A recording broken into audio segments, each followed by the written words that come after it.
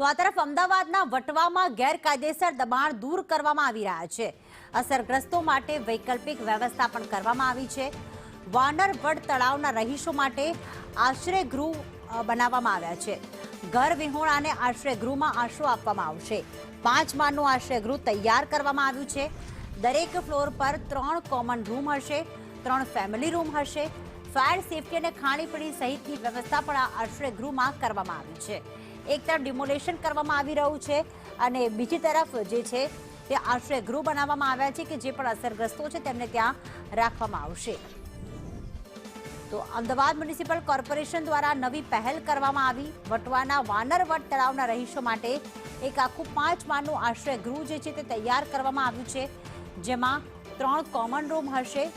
દરેક ફ્લોર ઉપર ખાણીપીણી સહિતની પણ વ્યવસ્થા કરવામાં આવી છે। દરેક ફ્લોર ઉપર 3 કોમન રૂમ અને 3 ફેમિલી રૂમની વ્યવસ્થા જે છે તે કરવામાં આવી છે। આ ઉપરાંત આશ્રયગૃહમાં ફાયર સેફટીની પણ સુવિધા હશે, એટલે કે જેમનું ગેરકાયદેસર દબાણ છે તે ઘર તો જતું રહેશે પરંતુ સામે તેમને આશ્રય મળી રહ્યો છે।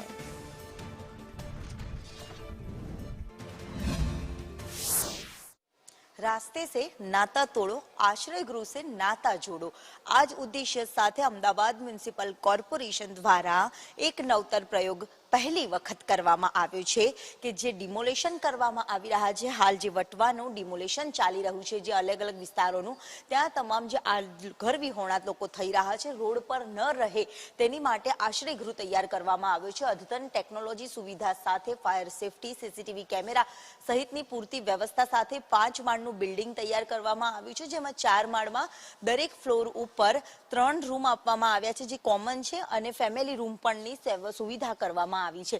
આશ્રયમાં તમામ જે ઘર વિહોણા થયા છે તે લોકો રહી શકે તે માટેની પૂરતી વ્યવસ્થા આ સંદેશ ન્યૂઝની સ્ક્રીન ઉપર આપ જોઈ રહ્યા છો।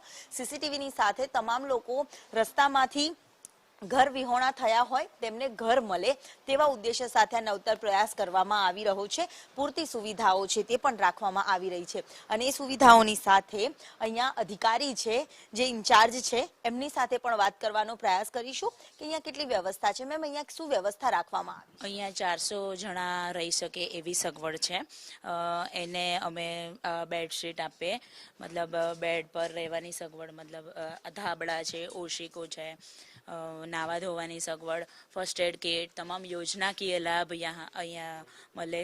પછી આશ્રય અત્યારે હાલ જે વટવાના વાનર તટ તળાવનું ડિમોલેશન થઈ રહ્યું છે, તમામ લોકોને અહીંયા રાખવાની વાત છે, કેવી વ્યવસ્થાઓ એમને આપવામાં આવશે? બધી જ સગવડ જે તમે ઘરમાં તમે ઉપયોગ કરી શકો છો એ જ રીતે તમામ ગેસની સગવડ, રહેવાની સગવડ, ગરમ પાણીની સગવડ, ફર્સ્ટ એડ કિટની સગવડ, યોજનાકીય લાભ બધા જ।